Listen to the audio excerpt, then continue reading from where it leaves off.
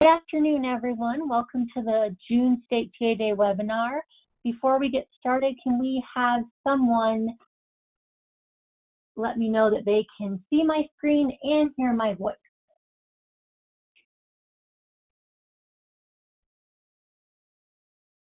Okay, great, wonderful.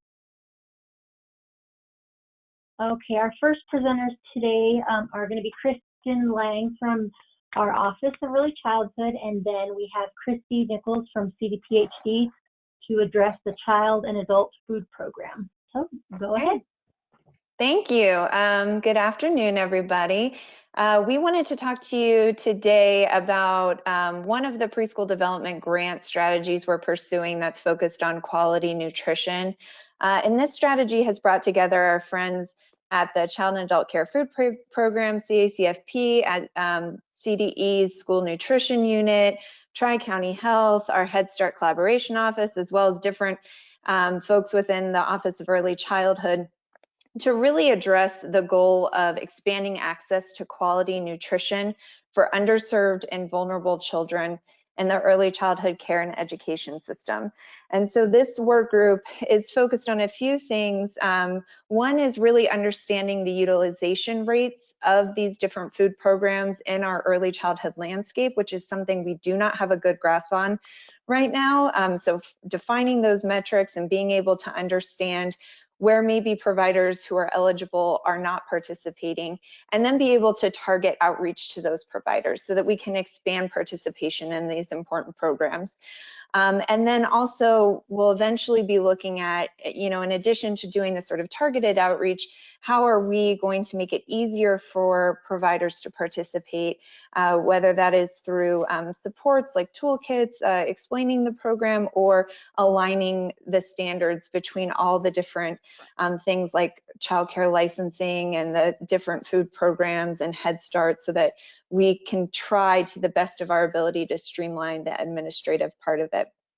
So that's the group and the type of work we're undertaking. And we wanted to just highlight for you that that's happening. You probably received an email from us yesterday.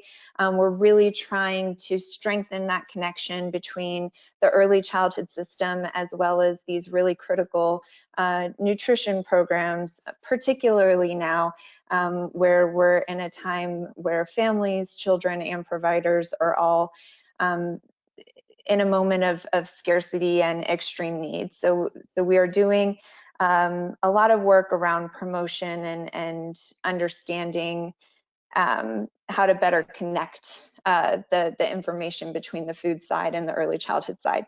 So in that spirit, I'm going to stop talking, and I want to introduce you to Christy Nichols, who's with our CACFP program, to provide some important updates about what has been going on in their world, especially as it relates to the COVID-19 crisis. So Christy, I'll go ahead and stop and you take it away. Thank you. Just want to first say thank you for giving us the opportunity to share some information about CACFP and what's kind of going on in our program during COVID-19. So I'll just give that brief overview of our program as well. Like Kristen said, we sent an email to the early childhood councils about the email that we sent to the non-participating homes and centers that are not participating on CACFP. So we just really wanted to give them a chance to see, how they could participate, how it can provide reimbursement for quality meals and snacks served to children. So just a little bit about CACFP is that it's a child nutrition program that's funded by USDA. We provide reimbursement for healthy meals and snacks that are served to children and adults in daycare settings. And what's great about CACFP is it helps save money in the budget by supplementing the cost of nutritious foods and freeing up funds to spend on other things like operations and personnel. CACFP is a really broad program. It can be offered in a variety of settings, from Head Start, childcare, homes and centers, after-school programs, homeless and emergency shelters, non-residential daycare settings. So it's just a really great program that can serve a lot of needs. And what's great about it is that in the early childcare settings, it helps set the stage for introducing children to good nutritional habits and even set it in stone before they start their K-12 education. To participate in the CACFP, an institution must be either nonprofit or for-profit, and of course meet childcare licensing requirements as well as health and safety standards. I do want to point out that with for-profits, they do have to meet 25% of enrolled children receiving Colorado Child Care Assistance Program, or have 25% of the enrolled children eligible for free and reduced price meals.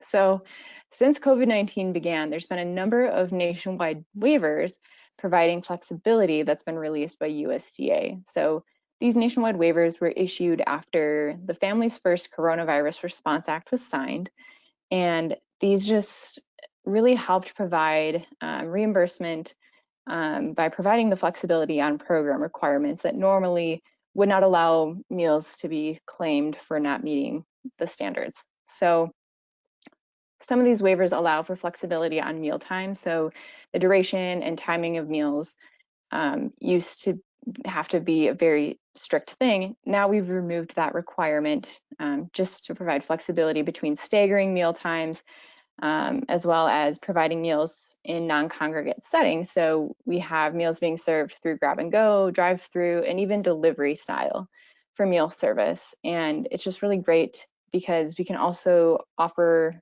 the flexibility to have meals either picked up or delivered for more than one day at a time. So that's just nice to help cut back on any potential for virus being spread between interactions, as well as helping cut back on costs for delivery. So instead of having to deliver every day, people can go every other day, every 3 days kind of thing, just to help cut back on gas costs as well as labor. We also have a waiver that provides the flexibility to allow parents or guardians to pick up meals without the CACFP participant being present. Typically, the child or adult that's on the program has to be present in order for the meals to be distributed. Again, this just helps limit that potential exposure. We also have another great flexibility around the meal pattern requirements, and this just allows programs to serve meals that don't meet the meal pattern because of things like the grocery store being completely out or limiting the quantity that you can purchase. Same thing with even distributors having issues with having enough milk of the right kind of milk in stock. Normally 2% milk is not allowed on our food program unless it is a medical necessity to have it. So some of the grocery stores only had 2% milk in stock, so our program providers were able to purchase that and serve it and still get reimbursed. So we really are happy about that meal pattern flexibility waiver. And so hot off the press this morning, literally hours ago, USDA extended the non-congregate feeding, meal service time flexibility, meal pattern flexibility, and the parent guardian pickup waivers all the way through June 30th of 2021, which is fantastic because previously we were just getting extensions at 1 month to 3 months at a time, which is fine because at first no one had any idea what COVID was going to bring. But just having that extension of a year literally from now really is great for planning purposes, flexibility purposes, because I don't think anyone can really fully grasp what COVID's going to be like just because it's such a novel virus that we're dealing with. So with that said, we have submitted some state-specific waiver requests to USDA.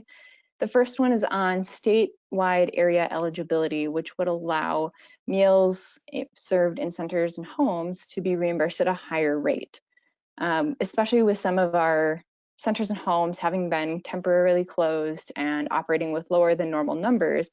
The reimbursement from us has been a lot lower. So that would help with that lost reimbursement that they normally would have had. Another waiver that we submitted to USDA is related to family daycare home sponsors being able to complete monitoring visits as desk audits. Right now, they can do pre-approval visits and a visit within the first 4 weeks of operation as desk audits, but their regular monitoring is not allowed to be as a desk audit. They do have a flexibility around not having to go at all right now and just waiting that out, but some of them are antsy to get out there and reconnect with their participants in a virtual way, at least, to check in on them. Another one that's really important that I want to mention that we submitted to USDA is one on allowing the at-risk after school program to continue to be able to claim meals through the summer months. typically at-risk after school is only allowed to operate during the school year. And we have gotten a flexibility to allow those meals to be claimed through June 30th, which is 5 days away.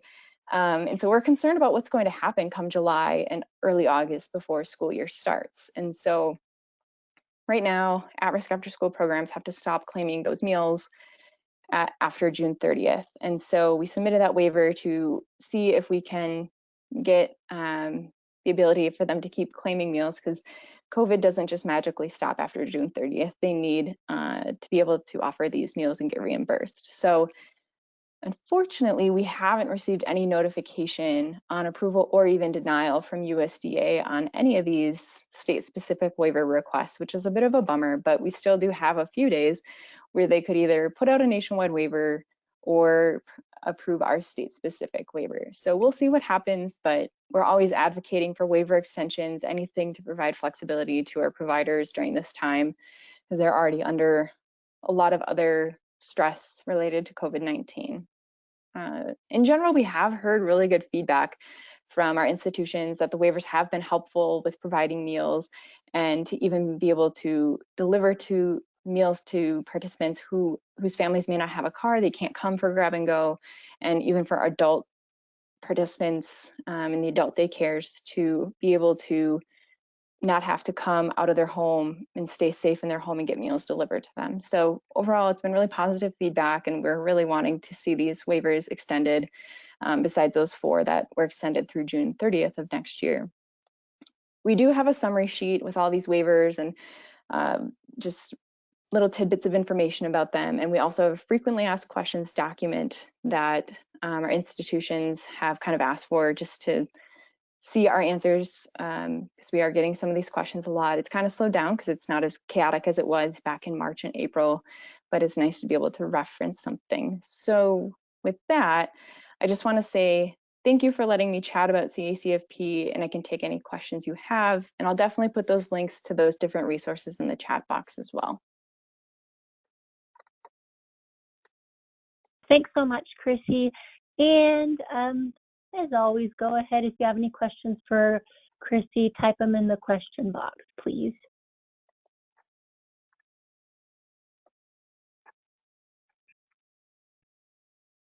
Nothing yet.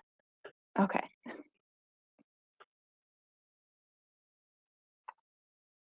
All right, well, we'll send out the slide with Chrissy's information on it. So if you have any follow-up questions for her, just go ahead and shoot her an email. Does that work? Yes, absolutely. Great. We have one comment. It says, thank you for the info, very helpful and informative. So glad to see positive measures being taken to support all. Great, so we'll move right along to our preschool development grant highlights, and Kristen Lang and Angela Benzekri are going to present on that. Yep, thank you. So I'll start by just kind of prefacing one of the strategies, and then Angela's going to take it from there. You know, in our office, we've had a focus on improving childcare business practices as something that's really essential to supporting the early childhood landscape. So that's something we called out in Senate Bill 63. It was included in our Colorado Shines Brighter strategic plan, and was also included as a strategy in our successful preschool development grant renewal application. But as COVID exacerbated the business difficulties that our childcare providers were facing, it became apparent to us that we needed to be able to provide these supports in a more urgent manner to ensure that providers are able to survive this situation and sustain their businesses. And so we were able to sort of pivot within that existing preschool development grant strategy to be able to meet the urgency and the more immediate need that COVID presented. So I will now turn it over to Angela to just talk to you a little bit about what we've been able to kind of develop so far. And this is definitely a work in progress. And so we're giving you some highlights of what we know thus far, but there will be plenty of more information and communication about this effort as we're able to pin down details. So Angela? Yeah, thanks, Kristen. So we're really excited about the project that we've kind of dreamed up over the last several months. One thing I'll note is that folks on the call have probably heard about the Strengthening Business Practices training that we were going to partner with ACF on. And that is something we're still intending to do, but it's been postponed as a result of the pandemic. It was originally supposed to be an in-person master trainer series so that we could train the rest of our professionals across the state. That part is on hold for now and will likely pick back up in the fall. So we're figuring out scheduling for that. But in the meantime, as an interim component, we have partnered with small business development centers across the state to ensure that we can get quick business training and business consultation opportunities open to providers as soon as possible. We're really excited because we've brainstormed several different opportunities with SBDCs in that we've decided together that one-off trainings weren't necessarily going to build that foundational knowledge that providers need. And so we're going to do 2 different tracks is what we're calling them. And the difference will be just the length. I believe it's going to be 1 4-session track and another 6-session track. And these will be available a couple of times throughout the fall. And we're going to have one that also is home-centric, and one is expected to be done in Spanish as well. So we're really excited about the offerings and the variety of opportunities that we'll have for providers across the state. And by providers, I mean both homes and centers. I want to make sure that's clear. And so with that, we're also going to be able to provide, these will all be available for free, and they're going to make available their network of business consultants to do one-on-one consultation with our providers on budgets, on what their recovery might look like if they've had several months of revenue loss, what their planning and cash flow will look like over the next hopefully year, and then continue to work with them on kind of an emergency management plan in the event that there might have to be an additional closure later this year, or just any future unexpected event that might cause them to change the way their business is running or their ratios or that type of thing. So we want this to be a long-term sustainability planning opportunity for providers. And again, all this is going to be able to be offered for free under this changed PDG strategy. So this was still part of our strategy early on, but we've just changed it a little bit to include this SBDC consultation and training, just to forecast for the changes in our original plan. So I'll pause there and let Kristen jump in and fill in any gaps that I might have left. Good? You covered it, yeah. Yeah. And I'll pause there and see if there's any questions on this one. Or I can keep going, Monica, if you think that's helpful, because we have a couple of other PDG strategies that I can speak to right now as well. Yeah, go ahead. We have time. Okay. Yeah, so we're really excited about a couple of similar opportunities in that these were all generally brainstormed pre-COVID, but we've tried to be responsive as much as we are allowed to within the grant restrictions. They said that we're not supposed to be using PDG funding to directly respond to COVID, in that we have the CARES Act funding available for that, but that we can adapt some of these strategies as much as they would still fit with the original goals. So that being said, we're really excited about the launch of the CDA Scholarship Program that will be occurring later this summer.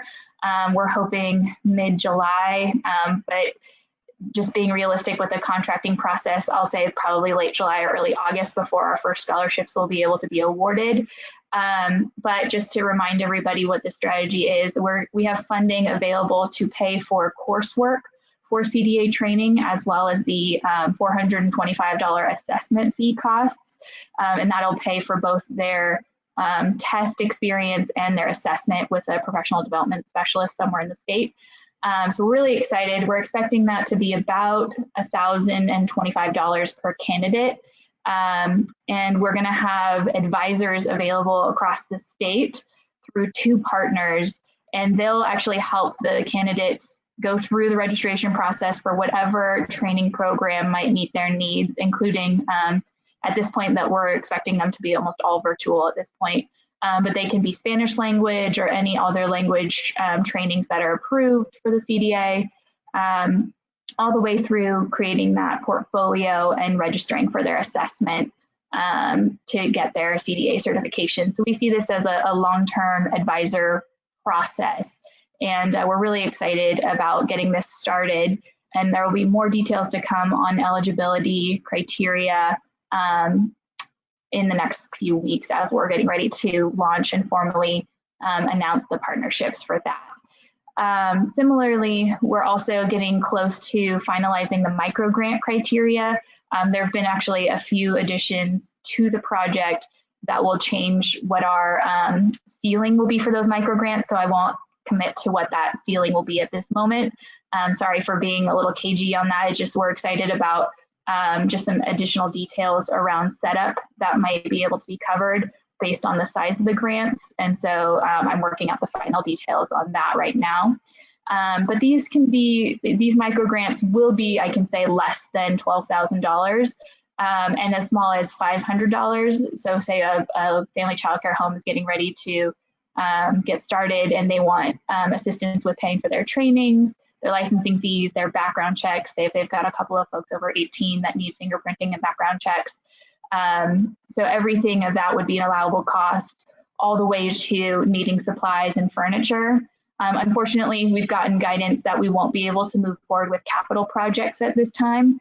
But what I'm hoping to do is put together a couple of TA documents that will map out other grant opportunities that providers would be able to access to supplement for that. So expect all of those TA documents and eligibility documents to come again in the next couple of weeks.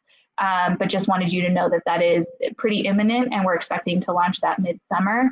I also will note that the micro grants for this project for the startup and expansion are going to be going through the GAE. And so councils will be a big partner in administering this.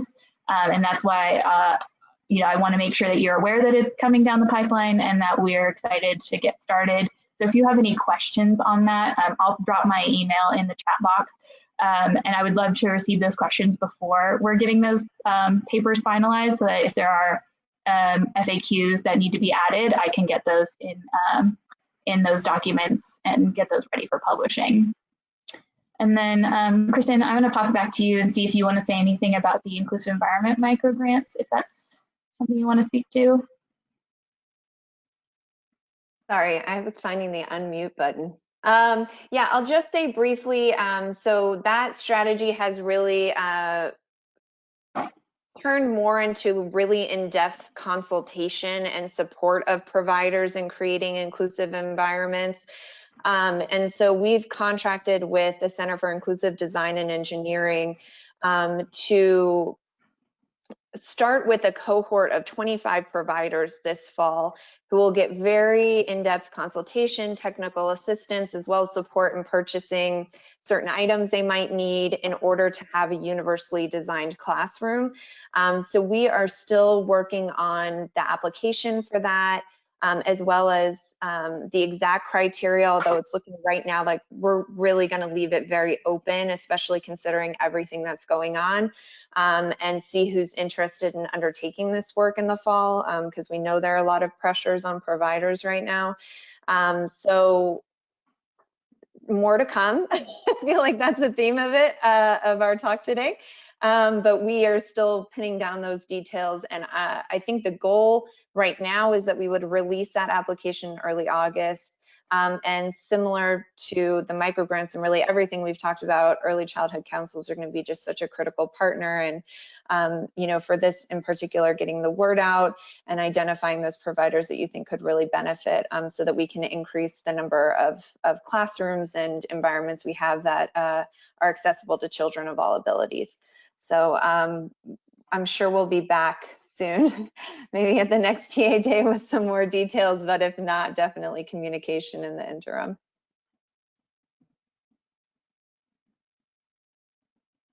So Monica, we'll pass it over to you. Yeah. We do have one question. It says, what do you mean by universally designed classroom?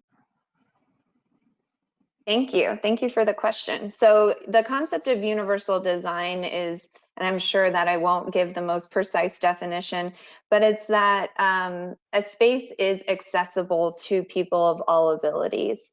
And so if you think of one example they use a lot is a wheelchair ramp to access a door. That's a universally designed concept because not only can folks who are in a wheelchair utilize that to access the door, but so can a person who's walking who, you know, perhaps has poor knees like me and doesn't take steps very well, or, you know, or a mother with a stroller or something like that. So the idea is if you can design a space that accommodates all abilities, you end up making it accessible for more populations than maybe you had anticipated originally. And again, I'm sure that is not a precise definition, but that's sort of getting at the idea.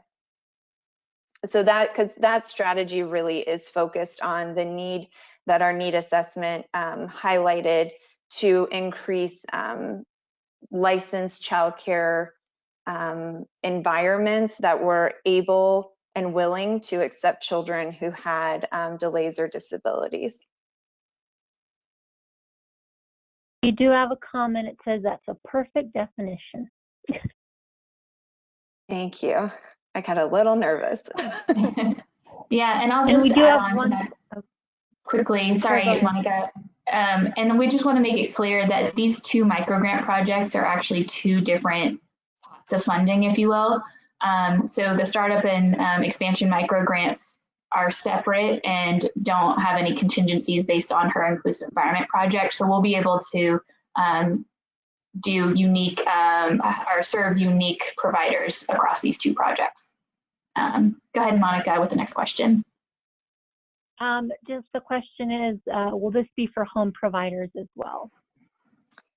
If the question relates to the inclusive project, then the answer is yes. And I think that's true too for I think it's true for all of the strategies we've discussed. So Angela, correct me if I'm wrong about that, but that is one thing we were very intentional about in the preschool development grant, is making sure that we're supporting the broad swath of providers in our early childhood care and education landscape. Yeah, and I'll just confirm CDA and microgrants for expansion and startup are also open to home and center providers. Thank you guys so much. And we don't have any more questions, so we will move right along to our next presenter. We have Christine Bauer from our OEC team, and she will be presenting on the ERS3 courses available in PDIS. And I know Christine has some slides. Hold on one second. Thanks, Monica. I sent you the screen. You should get a little pop-up. Okay. Okay, we can see your screen. You can? Okay, great. Is it the OEC training update slide? Training for educators is what I see. Okay, I've got another screen open. I'm sorry, Monica. Can you help me switch over to a different screen? Yeah, go ahead and when where it says presenter, it'll say screen 1 or 2.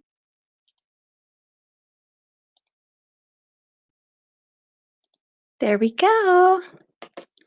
Thanks everyone Okay. for your patience. Does that look ready? Yep, looks good. Okay, well, my name's Christine Bauer, and I work on the instructional design team here at the Office of Early Childhood, and we're excited to give you some training updates. And we know that you're really working hard on being responsive to the needs of your communities that are sometimes very specific, and we just want to share that we appreciate that work, and hopefully I have a little support here to help you in that as well. So first off, we've just published Standard Precautions in Spanish, and we know that that's been a very popular course in the PDIS, and so we wanted to make everyone aware that Standard Precautions in Spanish is up and ready to go. We've gotten a lot of great feedback well people have taken it. Like myself, some of you may have taken standard precautions every year in your, experience in early childhood. And so 15, 20, 25 years later, you've taken it. And it was just really great news to hear from one of those providers. It's one of the best gender precautions trainings that they've taken. That really makes us feel good and like we're meeting your needs. But that being said, we always appreciate your feedback.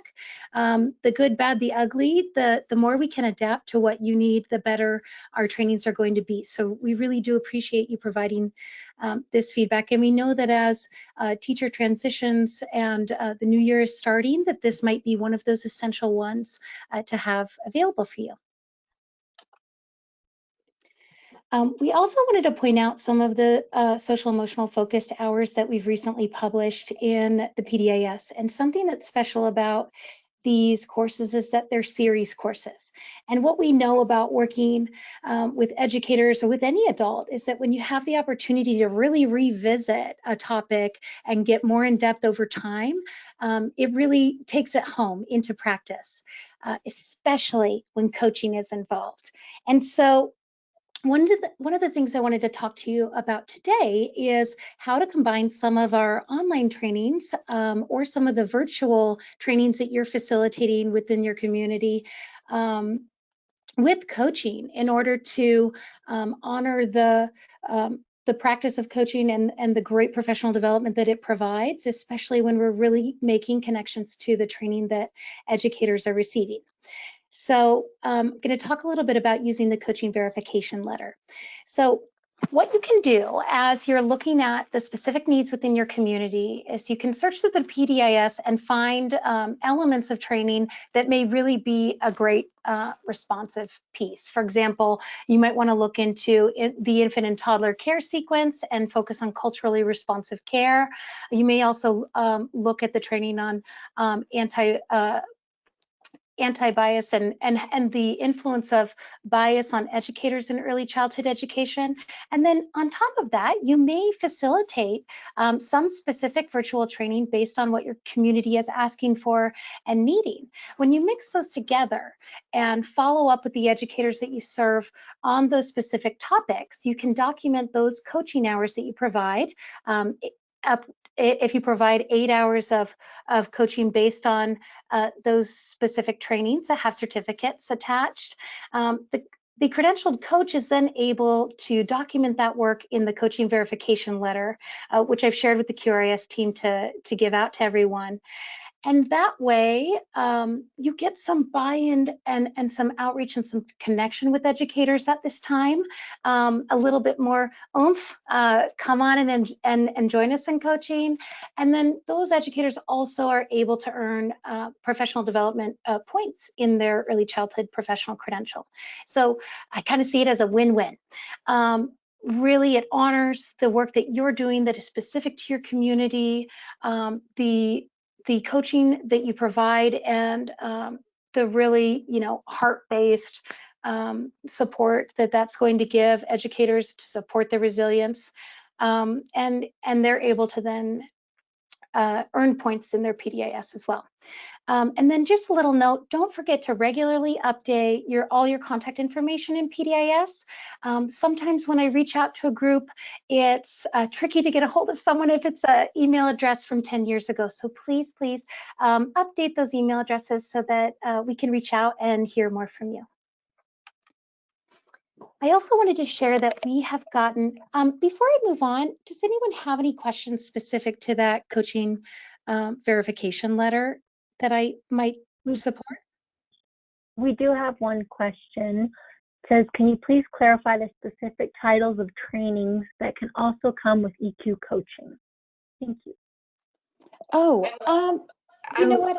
My peer Lisa might be on the phone. Yep, I am here. And I'll just quickly answer that to say this is a perfect opportunity. So when Monica sends you these slides, you'll have them there. Those are them. That's the series of, she's going to flip back for me, the positive guidance series, because these are focused on topics that are very important to infant and toddler care, development, attachment, temperament, and starting that positive guidance before children start to show those behaviors that cause challenges for adults. And then the infant toddler care sequence. And there's 7 courses. One of them is an intro that you have to take. So if someone has taken the intro plus any one of the full-length courses in that series, then that can be connected with EQ coaching. And we're happy to provide technical assistance around that. Thank you so much, Lisa. Thanks, Lisa. Are there any other questions? No more questions. Okay, and please don't hesitate to reach out if you or anyone else should have questions. Lisa and I and Eva are all here to get you what you need. So please let us know. Or if you have any creative ideas that about providing community-based and community-informed professional development, please reach out, because it's my favorite to brainstorm with you. So thank you. So moving on, we've just recently published the Environment Rating Scales, the 3rd edition training in the Professional Development Information System. And this is going to be 5 hours of potential training for providers. These trainings are really targeted at providers, teachers, early care and learning educators, directors, excluding the 1 hour that is focused on coaching with the early childhood environment, with the environment rating skills.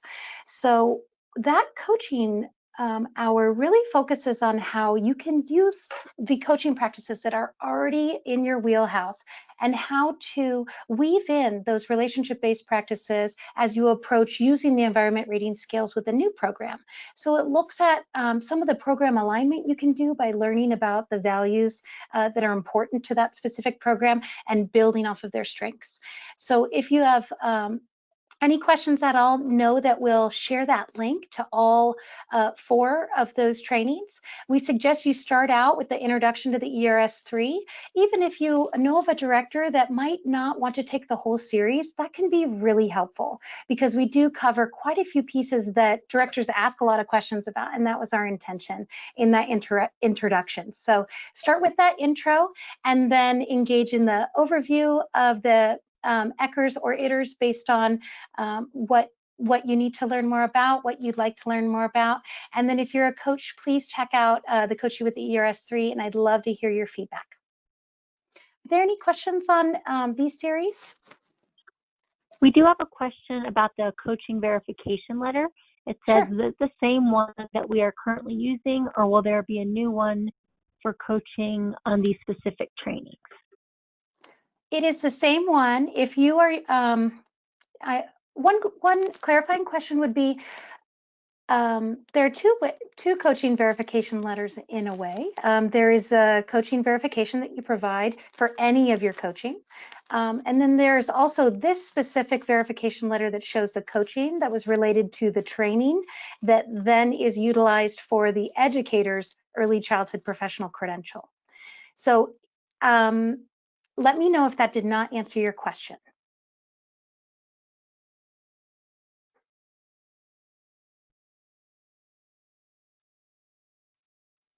And maybe they have not commented, so I think we're okay. Good. Okay. It did answer her question. Yeah. Oh, good. And you know what I'll do? We'll share out both of those verification letters so that it is clear. So thank you for asking that question. That's really important to distinguish. One of the things I wanted to point out about the new environment rating scale 3rd edition trainings in the PDAS is that we've really looked at how we can utilize real classroom setups and practices that you see, that you're comfortable with, that you've worked in, that remind you of being at home in your schools, in your community. And so we've used those as a reference to build this training. We've also really engaged learners in a bit of a different way by providing some games. And so we'd love to hear your feedback on these aspects of the training, and we hope that they make it even more engaging and help you in that continuous quality improvement. So when we're thinking about training for coaches specifically, relationship-based professional development that I had scheduled for this June was put on hold due to the pandemic. And so what I did is I just, thought about what you've shared, really, and thought about what can we do right now to support early childhood counsel coaches in having access to this training. And so I am working to bring relationship-based professional development to a virtual platform here in the fall. And I would just love to hear from you about any members that have recently joined your council that would like to participate in relationship-based professional development, specifically your coaches. Some of your QI navigators are also coaches, also wear those many hats. And so please reach out to me directly, because you are the people I'm here to serve. And I would love to see you in that small cohort that I'm really targeting at our early childhood councils this fall. So please let me know, reach out, christine.bauer@state.co.us, and I'll share that contact in the chat as well. Reflective supervision training was just offered this past February. I'm so glad that we offered it in February. And right now, I'm really exploring what some additional opportunities for reflective supervision training can look like in the future. So more to come. It is on my mind. And any feedback, I'm happy to take. And then as we think about other supplemental coaching resources, there is that newly published training in the PDAS that focuses on coaching in diverse program settings so that you're able to feel comfortable no matter what region you are to gather information about a new provider and help that lead the starting point for your coaching. And then we also still want to remind everybody that if you have anyone that is getting comfortable with this virtual platform that can present some hurdles, we've created a short video and some tips and provided some resources on the Office of Early Childhood website around virtual coaching and being in this virtual format together. So you in mind, again, lifting relationship-based professional development is because we heard from you. We heard that this is what you need and want at this time, and so we're going to make it happen. So that in mind, we would love to hear more from you about the training that you'd like to see offered in the Professional Development Information System. Our team of instructional designers is really dedicated to your voice, and so that in mind, we do plan about 6 or 8 months before the coming year, and so your insight over these next couple of months will be just really great guidance as we dive into the coming year and we look at what professional development we're going to create for you in the PDIS. One aspect of that survey that I think is really important to point out is that we've really utilized subject matter experts from across different fields, and we would love to have you as a subject matter expert in an area that you really feel you can contribute to the greater knowledge of professional development across the state. So it is so fun to work with subject matter experts, and I hope that I get to work with you soon. Does anyone have any questions? I think that wraps up what I was hoping to share with you. Thanks, Christine. We do have one question. It says, I have been asked if there are example pictures to show the new ERS and ITERs to share with providers. Oh, sure. Do you mean the pictures of the textbooks or the pictures from the training? I'm confused. So Jennifer, I'm going to go ahead and unmute you because we need you to answer your question.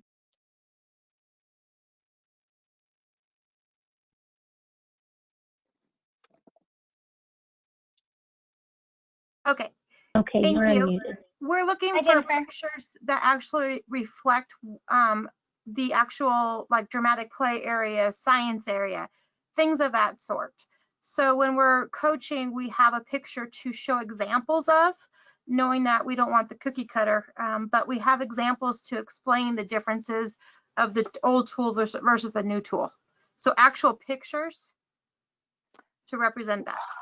Yeah, I love that idea. And I mean, you're right in line with why I spent hours in different classrooms around the community, taking as many photos of actual materials as possible, because you are right on that we don't want to steer towards a cookie cutter model. We really want to honor the unique philosophies and practices that all of our providers bring to the table.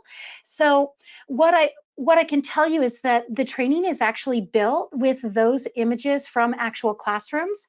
And if I can go back to my screen here, you'll see, for example, on this language and literacy subscale, those little magnifying glasses are actually something you kind of learn more about that specific item within that subscale, and there's an additional image to go with it. That being said, you know, we chose this picture to show the big picture on that subscale because of the rich text to photo connection, the use of visual schedules, the availability and accessibility of books and materials. And so I think as you go through the training, it will give a lot of those samples. And I appreciate that you might want more samples, it sounds like, that can help illustrate what those areas look like. So I'm gonna think about how I might be able to make some more of those images publicly available. And if you'd email me, Christine.Bauer, B-A-U-E-R, @state.co.us, you can help me think through how we can do that. Hey, Christine, this is Karen. Just a really quick add to that is we do know that the authors are working on some of those all about books for the 3 series tool.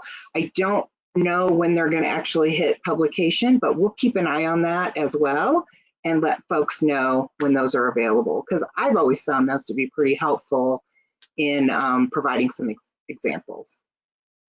Karen, the All About 3 is available for the All About Eckers 3 is available, but not the Itters 3 yet. Great, thanks, Charlie. Awesome, thank you both. And if it is a burden to access some of those additional resources based on funding, then that's where you and I need to put our heads together and give me a little group think, and we can find other ways to provide those resources as well. Thanks, everyone. Thank you, Christine. So we will move right along with our EQIT update. And I know Lisa has slides, so hold on and I will give you the screen.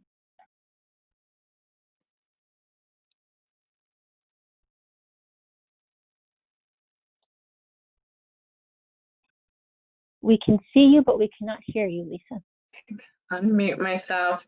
Oh, Lordy, you don't want to look at my inbox. Let's switch to the PowerPoint. All right, Monica, can you confirm that, oh, not broadcast. What am I doing here? Hang on. I can see your PowerPoint. We saw your inbox like very quickly. There we go. You saw the inbox, moved away from it. I don't want to look at it either. So good afternoon. It's so fun to follow Christine. I love that she highlighted some things and actually the preschool development grant projects as well that we're going to talk about today. It's been a year to look back on this fiscal year and think about all the things that are specific to EQIT and the bigger work that we're doing. So today I want to focus on just a couple of things. We were really grateful when everything shifted this year that we could go back to our mission and vision of the EQ initiative. And that vision is that in your community, infants, toddlers, families, and caregivers are valued and thriving in healthy relationships. You, our partners, are the ones who really invest in those relationships at the local level, bringing unique things to your community that meet the unique needs that infants and toddlers have.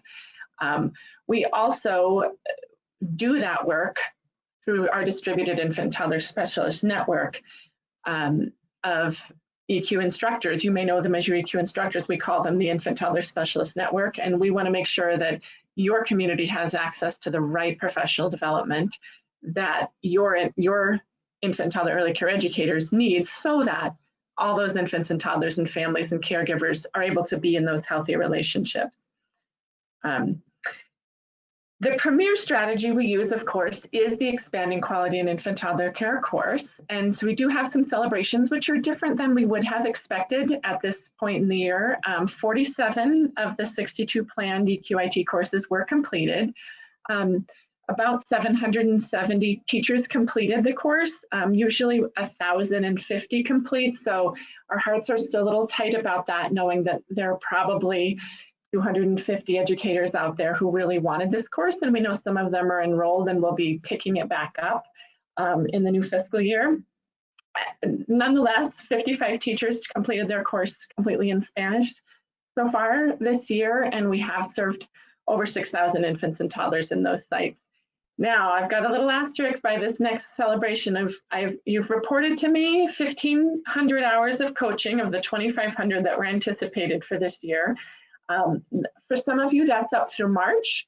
For some of you, that's through April. For some, it's through May. And for one of you, it's through June. And so we are going to highlight that it's the important, this Premier strategy is effective when it's carried out, but it's also, I know what's going on and I haven't heard about all the data yet. So, and I will send these slides out so you'll have these 2 links in here, but just in case you haven't got gathered feedback from your participants, and we'll be sending those summaries out to you soon. There's a link for gathering feedback on the EQIT course. There's also a link for gathering feedback on the from your instructors on the EQIT materials. One of the preschool development grants opportunities that the EQ initiative is engaging in is a revision of the curriculum, which of course comes at a pretty opportune time because we're also revising the delivery method for the foreseeable future to a virtual delivery method. One other celebration we have, one of our strategic priorities, of course, is to train additional infant toddler specialists on a regular basis. And we are, Eva's on the phone with us here today too. We are today was our last official meeting with the new cohort of infant toddler specialists. There's 22 of them from all over the state completing a totally reimagined infant toddler specialist foundation course. That had to shift. We were getting ready to meet. We would have started on March 31st, and on the 13th, we pulled the plug on that. And Eva has really done an amazing job of reimagining it. But this is the time. They're all going to be completing up their certification requirements in the next, some of them in the next week, some of them in the next month. But we anticipate there being a good 20 new infant toddler specialists available to provide professional development in your community starting very soon. Make sure.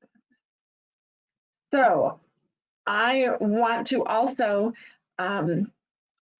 remind everybody that the way we get into next year is to finish up this year. So just those key reminders. I know about half of my EQ communities are here on the webinar today, and if you're listening to this later as a recording, key reminders, as you know, final invoices are due by July 6th, and if you have an alternate timeline, we should have probably already heard from you. Let us know if we can, the date that we can expect that last invoice and the approximate amount. Please include your final coaching spreadsheet. This is both your closeout for this year and your open up for next year. Once we have that final coaching spreadsheet, that's that same spreadsheet that's called the EQIT data and reporting spreadsheet. Check that you have all the license numbers for each of the providers in that course. Remember that you have a tab at the beginning for past session coaching or for anyone who received coaching but whose EQIT class didn't finish, or for someone who completed an EQIT class in previous years and they received coaching this year, they'll go on that first tab, and then everybody else will be in the tab for their course. Their coaching will be listed in the month that they received it, so don't do anything with the column that's highlighted in red. That column calculates automatically and feeds up so we can see those total hours that you've invoiced for this year match the total hours that you've completed. And don't forget that I need that before I can get you your fiscal year 21 invoice template for your EQIT work. One other thing to remind, and this is both a celebration and a reminder for next year, the other gate that opens up your funding. Remember, every early childhood council has access to the EQGAE. However, that funding is opened up when you have at least 2 trained infant toddler specialists who have maintained their active status. So right now, about 62% of our 100 or so people have their verified their trainer credential with us. About 40% have completed their annual self-reflection, and the links for these are in the notes for this slide. So when Monica sends you the slides, you'll be able to see those. About 32% have verified their PD, and overall, 18 people are totally ready for next year. Out of 100, we're not quite as far as we'd like to be.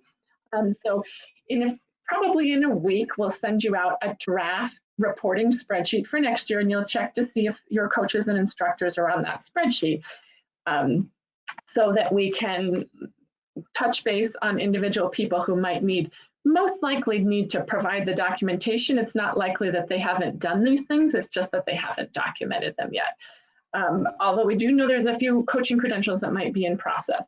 So we would like you to just check in on that. And again, as Christine was saying, that coaching credential is an essential piece of our system for our providers.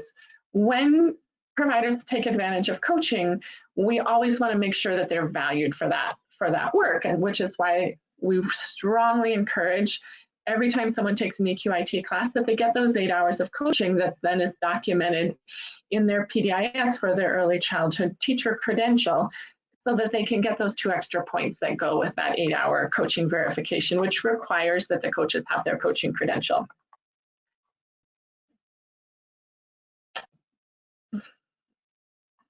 So looking forward to this fiscal year, we know this upcoming fiscal year, things are going to be different. We know many of you have heard, and not everybody has heard, and I know these messages have been going back and forth. Eva and I have said, please do not run any face-to-face courses for the first half of the year. We are happy to talk with you one-on-one if something really seems different to you, but for us, if there's any way we can reduce risk for anyone, we think it's worth reducing that risk. So that said, we're starting a fully virtual EQIT class in 2 weeks from yesterday, starting July 8th. Eva and I will teach it. We'll have the opportunity for EQIT instructors across the state to listen in, sort of grand round style, to participate, not to participate, but really to listen in to the course. It is going to be a little bit different, but we're going to go back to these values, ensure that these are the things that are carried out across the EQIT course in whatever way it's delivered, as well as in any other professional development that's being delivered specific for infant and toddler early care educators. We're going to continue to focus on looking for, finding, and articulating the strengths that caregivers, babies, and families have. We're going to continue to build relationships through this course, which is why it will continue to have a limited capacity. Maybe we learned this fall that we could expand the capacity of a single course and still engage in strengthening those relationships. We don't know yet. And the evidence base for training in infant and toddler care, responsive relationships are the foundation of everything else that we want for children to experience in the rest of their lives. So we'll continue to focus on those pieces. That said, we're looking forward to using these same strengths, these same values as a lens for what else could happen in your community this year. Perhaps running a virtual course will mean that your community will lengthen a course and not have time to do 2 courses at the same time, or not have time to do the capacity, but perhaps you have another investment in infant, toddler, early care educators that you feel would fit. We can talk about matching that to the funding that we have available to enhance professional development. We're looking forward to those innovations. As Angela mentioned at the beginning of the call, there's funding for the CDA. The EQIT class is a perfect 48 hours among those 120 hours that an individual would need for earning that CDA. And we are also working on an alignment document that helps the provider and or the instructor make those connections between the CDA and the EQIT content. So we're looking forward to next year and interested in what we're going to see. I'm going to pop in here and see if there's any questions. We know that your community, I think this just kind of highlights what I was just saying, your community is the place where these connections are made and you're the one who's being responsive to the needs of the infants and toddlers in your community. So just confirm that. And I don't see that there are any questions specific to this, but please do know, let us know. We are in the process of developing that guidance for the virtual course, and you'll have it as soon as we have it. We look forward to continuing to work together with you. And just don't forget, get all that data in your spreadsheet and get that to us with your last invoice by July 6th.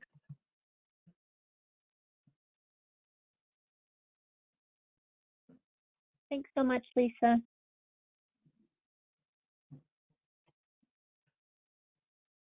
All right, moving right along, we have Melissa from the Clayton team, and she'll be discussing the Colorado Shines QRS update and kind of where we see ourselves going. I just sent you the presenter screen, Melissa. Awesome, thank you.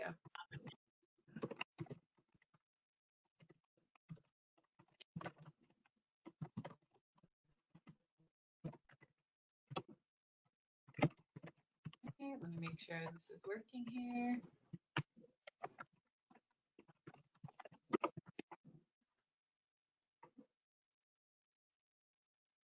And we can see the document. You can see it? Yep, we can see it. All right, sweet. All right, perfect. Okay, so we'll just dive right in here. So we just have some updates on ratings here. Wanted to give you some information on current status and what we're expecting in the future here. So you'll see for current status, we have some programs in March that were partially observed before COVID. So our plan right now for those programs is to finalize and publish their results if they have had some observations completed. So just know that that's coming. Right now, we're still wanting providers to submit their applications if they're scheduled to re-rate. They must continue to do this to ensure that the rating level does not drop, but just know that we are still working to schedule and get caught up with ratings. So they will not necessarily rate in their original window, but still do need to submit applications as they normally would. For documentation currently, programs scheduled to rate are still being contacted with an orientation call at the beginning of the month by their lead assessor. Orientation calls will help the assessor gather, who's ready to go ahead and have their documentation portal opened. So we will do that at this time, and providers are able to start uploading their documentation for L3 through 5 indicators. They won't have their rating window or their portals closed until they indicate to us that either that they're finished uploading, or it'll stay open until they actually rate, and then they'll have another opportunity to finalize that during their actual rating window as we reschedule. We are still continuing to communicate with programs to see their readiness to rate and start the process. So if a program is not ready to rate and they're already in the queue, they just need to let us know, and we will keep them in the queue and hold their slot. And that way, whenever we resume ratings, at least in the typical fashion, we will know what order to kind of go back through and reach out to folks and get them scheduled. And then for providers wishing to remove themselves from the rating entirely, not just postpone, they're going to need to work through with their councils to go through that formal process to submit that request. And this will cause the rating to expire and rating levels to drop if they decide to not go through with the rating at all. So we have been working on a potential virtual rating process with everything going on with COVID. Of course, as you know, we have paused ratings at this moment, but we are starting to think about what the future is going to look like and starting to look at embedding a new virtual process. So we submitted a proposal that is being reviewed right now, and this is an overview below of what we're considering for a virtual rating and what that would look like. So I'll just kind of go through these bullet points here for y'all. So We would continue to use the R versions of the scale for the virtual ratings process instead of transitioning to the third. The rating would be valid for 2 years instead of 3. The highest level would be a 4, similar to alternative pathways. We would rate 1 classroom from each age level instead of the 50% of each age level. Providers could submit pictures, videos, answer additional questions, or provide additional narratives to meet the criteria defined in the rating scale. A 60-day window would be provided, as is current practice for the L3 through 5 indicator documentation submission. So they would still have that 60-day window, like before their rating window opens, and then during their rating window to submit all this additional documentation for the virtual rating process. So there would be, no more live observations, at least during this time. And majority of that is based off of CDC guidelines about visitors to programs right now during COVID. So we are following those guidelines. And this is our opportunity to transition things virtually here in this process. So with that, we're also going to provide checklists for providers, hoping they'll be, just digital electronic checklists that are going to include every detail of exactly what is needed to meet each of these evidence points for the rating. We would NA parts of the scale that cannot be accurately scored virtually. So that means if they can't, be scored by pictures, videos, additional narrative, or additional question, then we would NA those. And we will also NA anything that the health department is requiring due to COVID. So I know right now they're not recommending sensory play, for example, or soft toys. So we would NA those items. And when you do NA something within the scale, it's not going to hurt the score. It just basically makes it not part of the score. It just removes that piece. So we're going to be doing that. And then the L3 through 5 indicator documentation will remain almost entirely the exact same as it is now. There's a few adjustments we'll have to make for virtual collection for some of those observable standards, for example, that assessors collect on site. We'll change that to a completely virtual collection. And then we'll also change any of the evidence that requires within 12 months. We'll change to be within the last 24 months to allow providers to submit documentation, pre-COVID. And then we would follow this process until CDC guidelines change and we could actually get in the classroom to conduct a typical rating. So again, just want to stress this is all just part of a proposal right now that we wanted to share with you all to potentially get some feedback and answer some questions. Nothing is finalized yet, but these are just our ideas of where we're headed. So I'll go ahead and open it up to any questions or thoughts here. Thanks, Melissa. We do have a comment. It says, sounds very reasonable. And then we do have a question. This might be more for Karen. When are you hoping to begin virtual ratings if the proposal's approved? Hi, you guys, this is Karen. Melissa and I have been working together. Actually, the whole team has been working together on all of this. And I was able to present this to our leadership team Tuesday, and they are reviewing this information right now. And I believe that it's a very possibility that we'll start this process late July, early November, because it's going to take us a little time to pull all the documentation and instruction together. Melissa and her team are working very intently on ensuring that we provide good communication and good guidance. And we want to also have some town hall Q&A sessions scheduled so that providers and yourselves can join in and hear what we're thinking about all this and what it will look like going virtual. And of course, I do want to stress this is an interim process.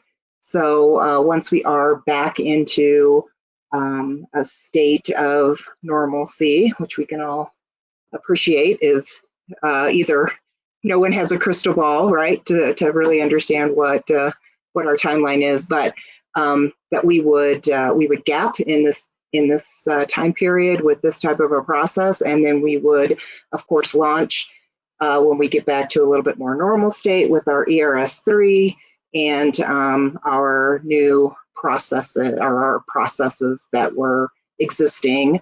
And as you guys also know, we've been working on framework changes, so we would keep, during this interim period, our proposal is that we will keep things standardized and static with the existing framework and the existing tools until we are into a more normalized state, and then we would roll out the framework changes along with the ERS3. So it's been a little bit of a balancing act, trying to figure out how much communication to get out around ERS3 while we know we've been trying to work on this virtual process. So, but we're excited about at least starting to have a point of moving forward and looking forward. So would love your feedback if we're on the right track, if you would like to see something different, because we're still in that state of, trying to pull all this stuff together. We do have a question. It says, will these virtual ratings be for Site 3 rating and first-time L3 through 5 raters? We would do both.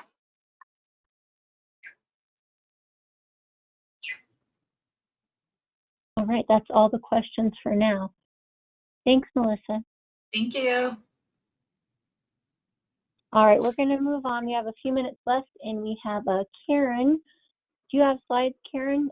I don't. I apologize. Yeah, I am going to reference you guys are probably aware of House Bill. It was called 1016 when it was introduced, and it was a bill that was allowed for additional programs to participate in Colorado Shine's QI funding. That bill got folded into House Bill 1053. We will send you guys out a link to that. But in essence, what it is, and we are still unpacking all this. As of yesterday, I met with the legislative team here at CDHS, and it has not been signed by the governor yet, but it is expected to be signed. But what it basically does, and we're very excited about this because we think we can serve more programs, is that we will be able to open up supports for all programs levels 1 through 5 versus right now we're only offering supports to levels 2 and up if they have a fiscal, and if they've and if they were level 2 already, so unless they were a hardship, right? So this bill removes the hardship elements, opens it up to levels 1 through 5. So how this all plays out, we're not entirely sure about what's going to be required with the fiscal agreement at this point. We've asked for some clarification from our legislative team. And then there is one element that early childhood councils are impacted by in this. Well, there's a couple, obviously, but the school readiness plans, it's actually outlined in the legislation that based on this being open this up to levels 1 through 5 versus just levels 2 through 5, that the school readiness plans would need to be amended to support that. And knowing that you guys don't have all the details, because we don't have all the details, I just wanted to highlight that's something that we will be requiring for you guys. So you can get a head start thinking about that now. But we're hoping that this will just, kind of open things up a little bit more.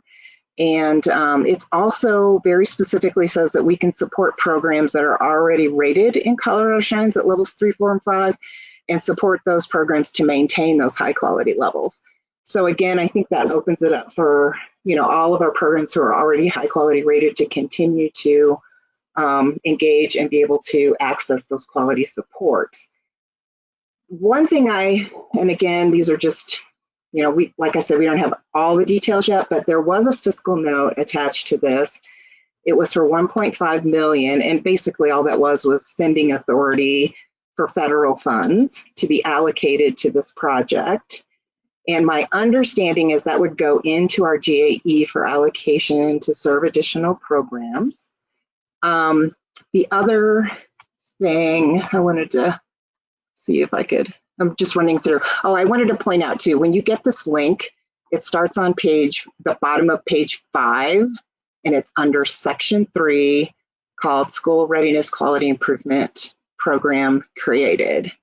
So since we don't have all the information, we don't have the effective date, we've requested that, we've requested a few details, we know that we're going to have to update business rules, and that will require an amendment. We're going to have to update the amount of the GAE, which is also going to be part of that amendment. And then we will have to update MOUs, and we also have to do an SRQIP rule revision again. So all of those things will come into play as soon as we know more about effective dates and that sort of thing. Once it gets signed, we will get information out to you so that you can start to work on your updating your school readiness plans. And then we have already started to mark up a business rules. And then once we get those last couple of questions answered, we'll get those down to accounting ASAP. Of course, we'll share that stuff up with you as well. So in essence, we're business as usual right now. So as we launch in July, we're business as it was the prior year. I anticipate it probably take us this first quarter to get everything sorted out. But we can look forward to the possibility, maybe August, September, hopefully September, maybe October at the latest, but just serving those level one programs that are in your community that you might not have been able to reach in the past. So I'm happy to take questions. I don't know that I'll have all the answers at this point, but at least it'll give me an opportunity to jot those down and get some more clarification for you guys. We do have a few questions, Karen. One says, what does that mean for programs that have already applied? If your programs have already applied and they're meeting eligibility requirements, they're fine for you guys to move them forward. If they're programs that applied that don't currently meet our current eligibility requirements, that is in your existing business rules, then just hold on to those applications and just let them know that, there's probably some additional opportunities that'll be coming in the next few months. Thanks, Karen. And we do have a question that says, well, will it still require a CCAP fiscal agreement? Right, and that is, yeah, I mentioned that we're getting clarification on that. My sense is that portions of them might, but the ones that are like, the way I'm reading the legislation that indicate that programs are already rated at levels 3, 4, and 5, that we have the option to support them, they may not require that. So those are that's a couple of the questions that we haven't got fully vetted yet. Like I said, I sent some. We have a legislative liaison here at CDHS. I'm driving him crazy, and I keep asking for some clarification on things, and he keeps saying, "But the bill's not signed yet." So, but I am hoping that that it gets signed here in the next day. As of yesterday, it wasn't signed. So it maybe got signed today, and maybe we'll get a little bit more clarification around those questions. But I'm hoping to have it really pretty quickly so that we can get you guys the information you need.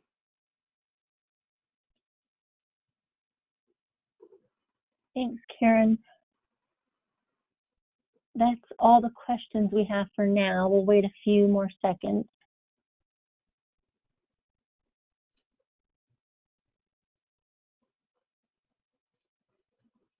And we will be sending out all the slides and everything presented today in a follow-up email.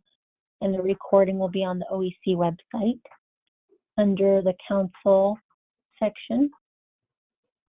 All right, that looks like all the questions. Really appreciate all you guys' time. Now that we know we have cameras, we might be able to use them next time. So.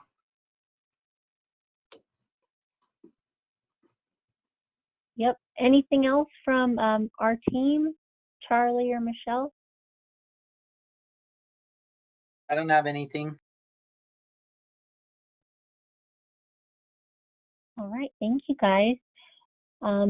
Have a great rest of your week, and just reach out if you have any questions. Take care.